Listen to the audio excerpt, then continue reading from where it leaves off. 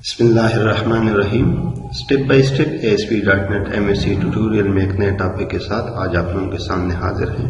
Simple HTML helpers का जो तसलसल है ट्यूटोरियल्स का वो जारी है और आज हम आई थिंक ये लास्ट ट्यूटोरियल है। तकरीबन बड़ी तफसील और डिटेल के साथ हमने बात की और तकरीबन 7 के करीब हमने ट्यूटोरियल्स किए हैं सिर्फ HTML हेल्पर्स पे, और मेरा ख्याल है कि ये इनफ है। आज हम उसमें एक नया टॉपिक HTML.partial और HTML.render partial के हवाले से बात करेंगे और जानने की कोशिश करेंगे कि HTML हेल्पर्स का क्या फंक्शन है और क्या पर्पस है। डिस्क्रिप्शन में जिस तरह नजर आ रहा है कि the partial helper renders a partial view into a string. Typically, a partial view contains reusable markup you want to render from inside multiple different views.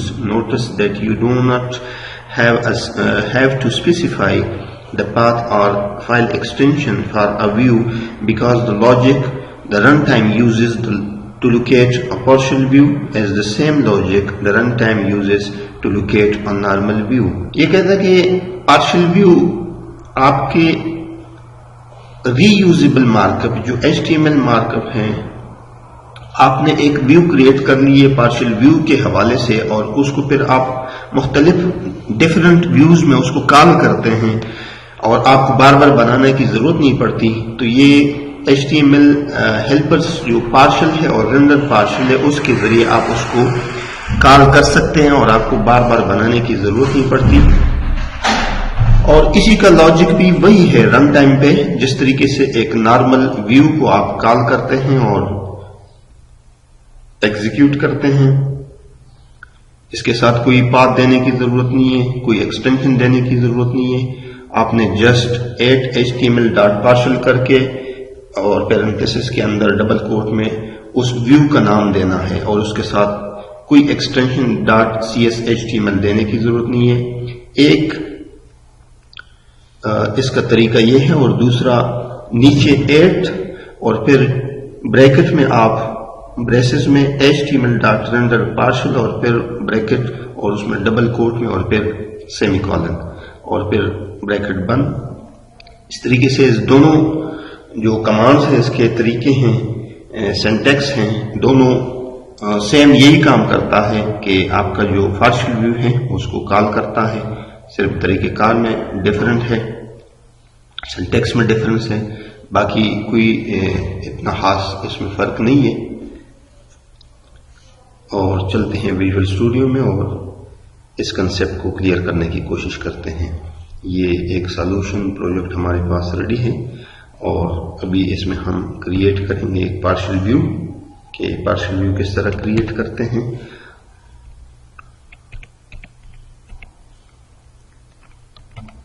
उसके लिए एक पब्लिक एक्शन रिजल्ट मेथड हमें क्रिएट करना पड़ेगा और उसको मैं नाम देता हूं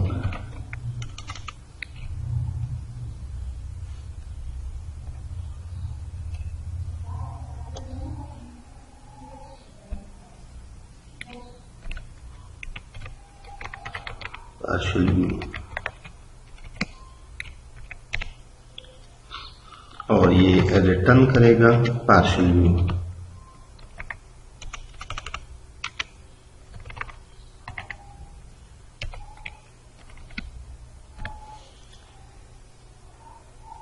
इस पर राइट क्लिक करते हैं और राइट क्लिक करने के बाद ऐड व्यू कर ले।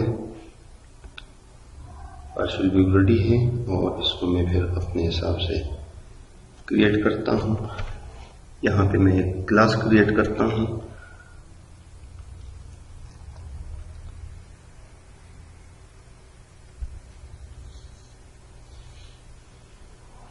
क्लास को मैं नाम दूंगा user.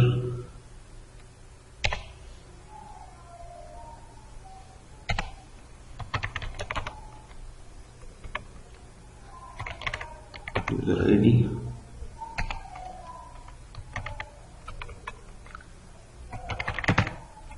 String user name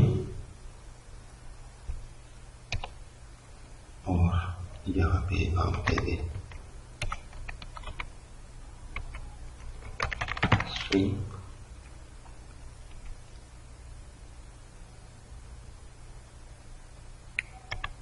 email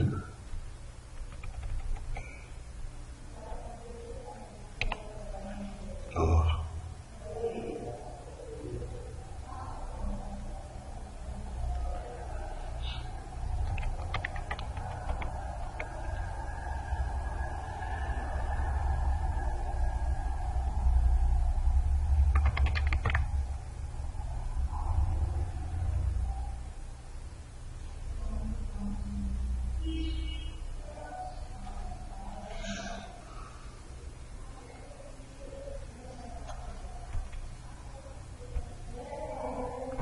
ये 3 कॉपी हैं।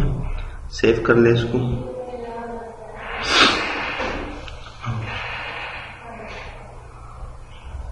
यहाँ पे मैं इसको बिल्ड करती हूँ।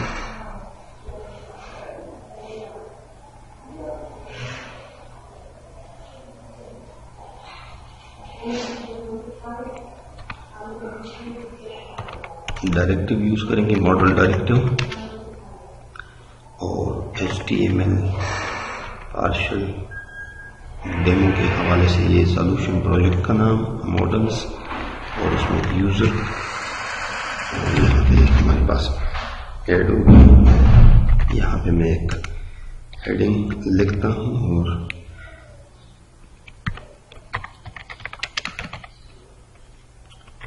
पार्शियल व्यू डेमो,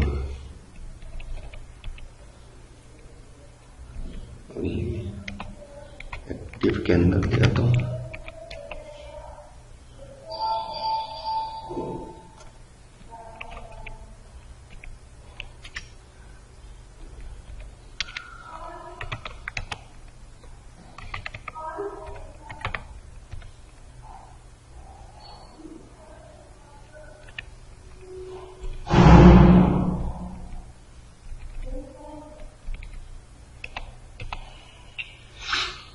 यहाँ पे मैं यूज करूँगा फॉर्म बनाना, वेब फॉर्म, तो उसके लिए हम using HTML dot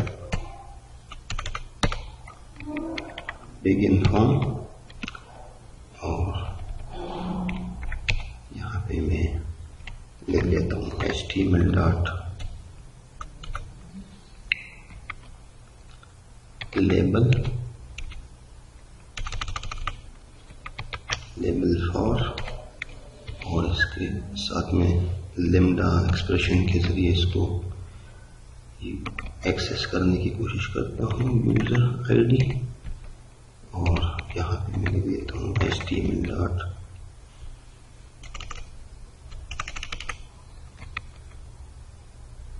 text box, और मैं यहाँ पे इसको यूजर आईडी,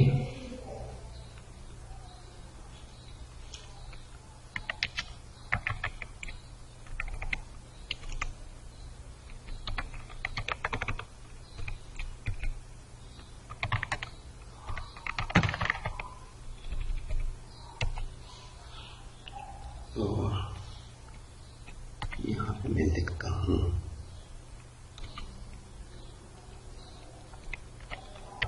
एक रो लगा देता हूँ, और इसको कॉपी करते हैं वक्त बचाने की खातिर, ताकि हम जल्दी इसको बना सकें यूजर नेम के लिए और ये ईमेल के लिए।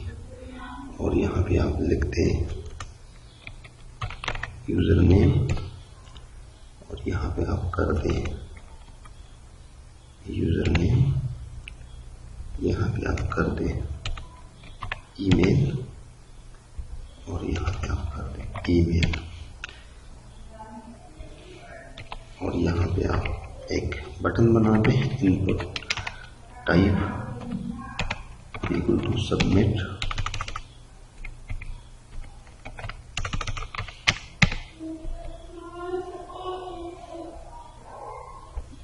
ये न्यू इसमें लिख देता हूँ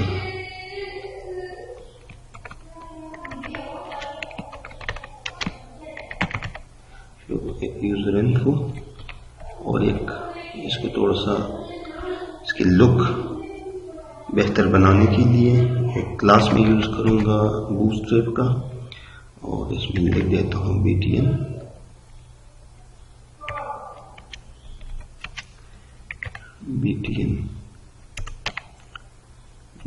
प्राइमरी।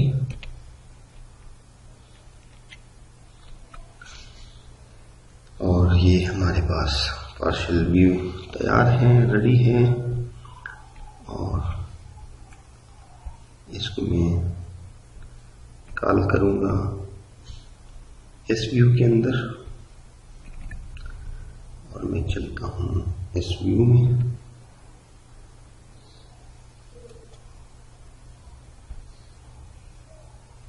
और मैं यहाँ पे एक हेडिंग क्रिएट करता हूँ और लिखता हूँ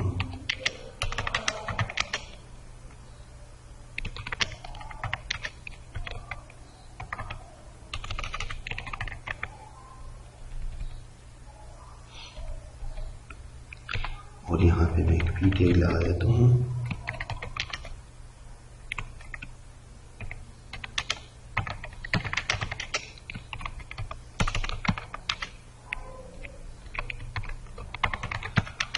पार्शियल व्यू,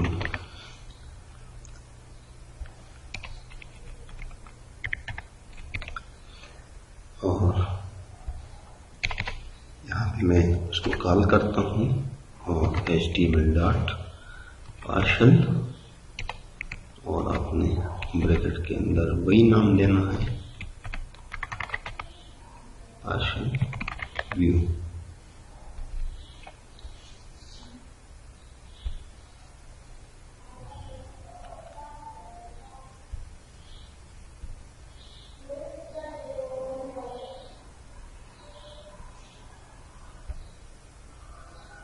रन करके देख लेते हैं।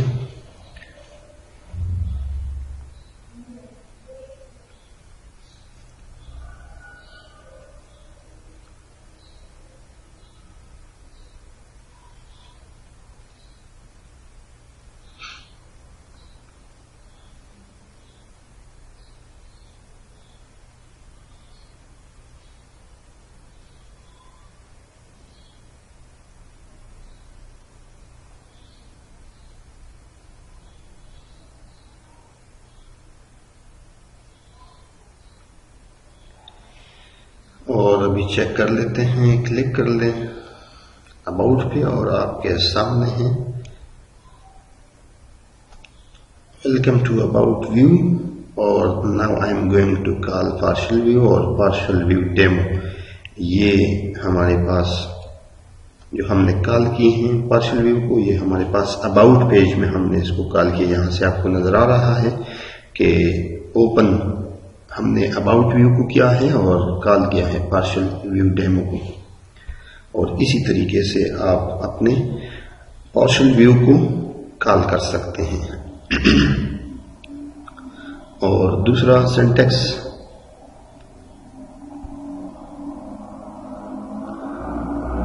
उसको भी देख लेते हैं।